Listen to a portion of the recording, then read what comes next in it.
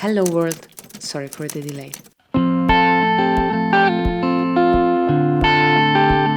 This video was supposed to be published a week ago. I had prepared the whole script, I filmed my b-rolls, and then life happened. First, I got sick for several days, and trust me, you didn't want to hear the sound of my voice in those days.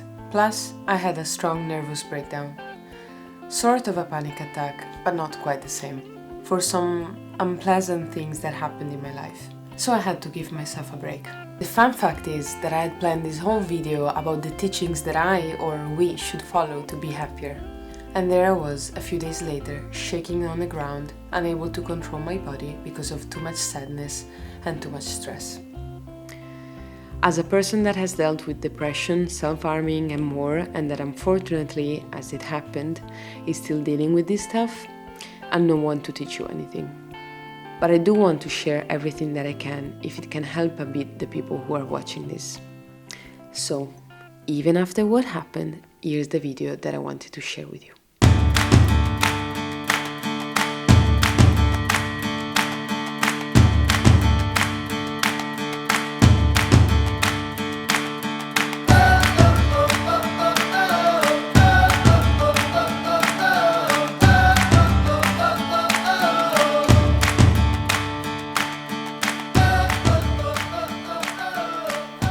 I wish I could apply everything that I've learned. After 7 years of therapy, an immense amount of books about gratitude and kindness, several yoga retreats, weekly meditation practices. After all of this, I wish I was better. I wish I could put into practice all the wisdom that I was taught. The thing is, everything is so easy and obvious in theory, right? If you want to become a kinder, happier, calmer version of yourself, there are some teachings that are extremely true and helpful. But what if our mind just doesn't want to follow them all the time?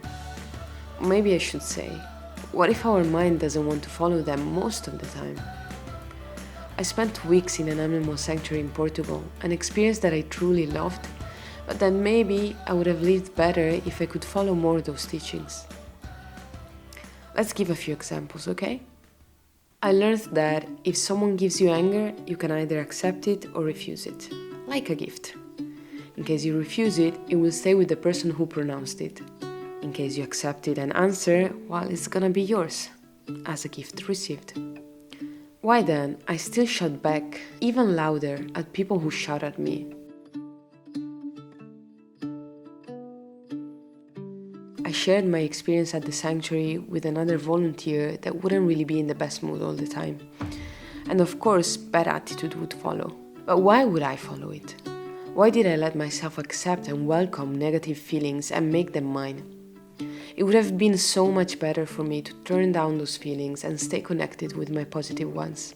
But as I said, the wise and right thing to do is not always what our mind wants to follow. Let's make another example. This is a deep lesson for me. If it can be fixed, there's no need to worry. Just fix it. If it can't be fixed, there's no need to worry. Just accept it. Simple and yet so true. We spend our lives stressed over things that could be fixed if we decided to act and do something about them. Maybe it wouldn't be an easy thing to do, I'm not doubting that. But being worried won't change anything. The only way to solve our problem is fixing it. This is also the best way to become problem solvers and not just complainers. For example, when the goats would not follow me in the sanctuary, instead of being stressed and complaining, I could have used my brain to find a solution. When instead we are in a situation that can't be fixed or changed, it's even more unnecessary to worry. Our peace of mind and our happiness will come when we manage to accept the situation. Like in the many heavy rain days that we had, I couldn't change the weather, could I? But what I could change was my attitude towards it. If it was rainy, I should just keep doing what I was supposed to do with a smile on my face, because being grumpy and upset would just ruin my day and it wouldn't make the sun come out. It sounds so obvious, doesn't it? This leads me to another teaching. If you're not able to happily accept the situation, change it. I know you'll say that some situations are impossible to accept and impossible to change. But what is your alternative? How does being upset help you? What I've really liked about Chiara during my stay in the sanctuary is that even though the situation was not ideal, she would still go do the work with a smile on her face. She wants to change the situation for the better. But until then, she carries on with a smile. In our worst shifts, she would still manage to enjoy what we were doing. Our dinners together would be full of joy and laughter, even after a tough day or bad news.